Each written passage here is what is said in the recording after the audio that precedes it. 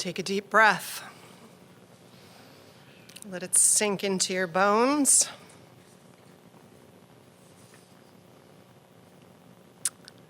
Our next performer is Dennis Adams. Dennis has been many things: an Army veteran, an ex-con. That's a good story if he hasn't told it to you. An actor and a director, a professional mime, and a clown. Poindexter was the name of his clown identity for 47 years. He's also, many of you may know, a worship associate and a member of the choir here, and enjoys writing reflections for the congregation. His new constant companion and little ambassador of joy is Oreo. Dennis has been working on a serious clown memoir, if that can happen. Where's Dennis? Oh, Dennis, come on down.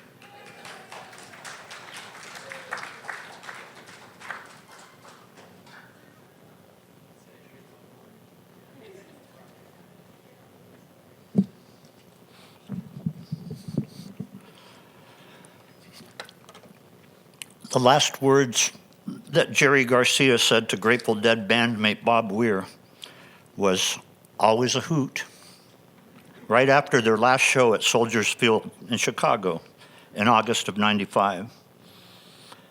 W.F. Herrick's sculpture, Democracy, since 1990 at Courthouse Square in Burlington, Vermont, my hometown, is a huge granite puzzle which spells out the word democracy. Right across the street is Nectar's, a restaurant and nightclub. It's one of the Burlington bars where the band Fish learned and practiced their maniacally upbeat musical style. Nectar's, food, music, dancing, what's not to love?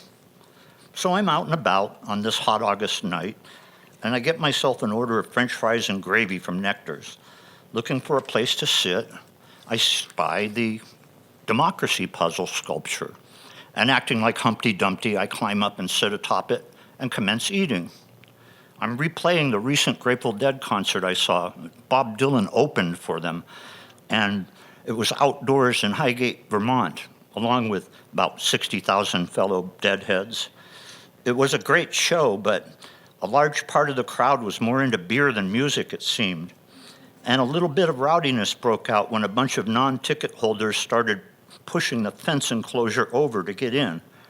Instead of freaking out, the state police on duty helped pull the fence down so no one would get hurt. We all flooded in, and as I said, it was a great show. Still, somehow more disconnected mood was palpable.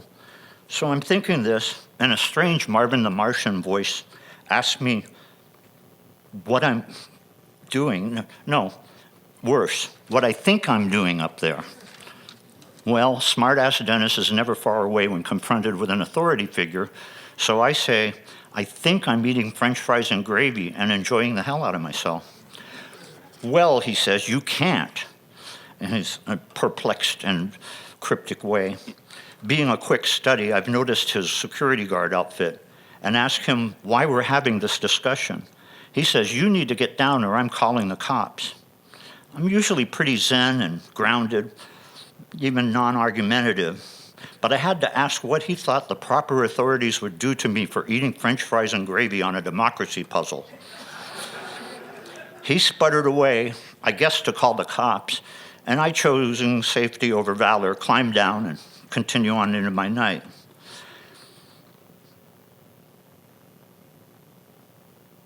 I'd rather not be busted for the aberrant behavior of eating French fries and gravy on a puzzle.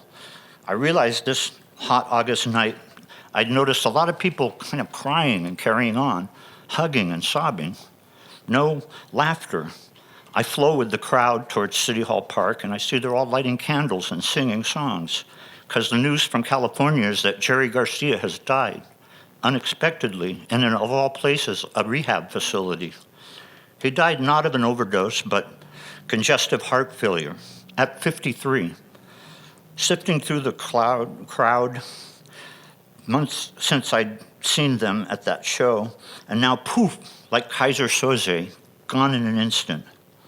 In the morning crowd that night, we were devastated, as though there was no air in our lungs. But we sang Ripple, Sugar Magnolia, Fire on the Mountain, others. The local radio station played nothing but Grateful Dead for the night. Looking at City Hall, right there, I remember the kerfuffle my clown character Poindexter caused when the floundering founder of Operation Rescue, an outside group of anti-abortionist folks, Randall Terry, came to town. And he demanded that he have a press conference at City Hall. Well, it was a very slow day for clowning, so I packed up my stuff, and on a whim, I went to the supermarket and bought a pie tin with a crust in it and a can of whipped cream. I enter City Hall like a clown assassin, and in full view of an outer perimeter undercover cop, I commence to make a whipped cream pie. Cop man sputters, "What do you think you're going to do with that?" I shrug and smile and walk into the City Hall chambers. As I enter, all the cameras turn to Poindexter from Terry, and pandemonium breaks out. "Do it, Poindexter! Please do it!" They're encouraging me to throw the pie, but two plainclothesmen step in front of me and say, "If you throw that pie, you're going to be arrested for assault." Another guy yells out, "Hey, it's his lunch. Leave him alone." So I make my way to the front row and sit down with a potential felony rap in my lap. And like every special moment, I've caused some sort of hypocrite to be upstaged by a clown. Eventually, the original cop asked me for the pie, and after a moment of hesitation, I acquiesced and gave it to him. The tin was now full of melted whipped cream. The next day, the Burlington Free Press ran a story that said Randall Terry, anti-abortion activist and founder of Operation Rescue, came to Burlington City Hall yesterday in what could only be described as a circus-like atmosphere, complete with a clown with a whipped cream pie.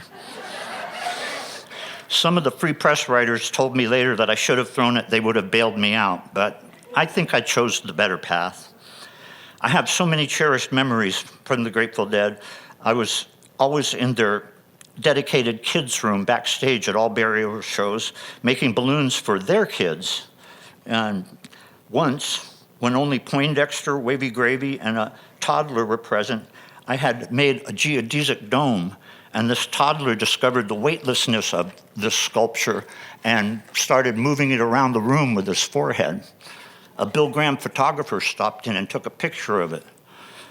Years later, I was telling this very story to a deadhead friend in Albuquerque, New Mexico, and he says, wait. And he grabs a magazine off of his bookshelf and opens it up, and there's the picture of the baby with the geodesic dome. Oh well, all I can say, folks, is always a hoot.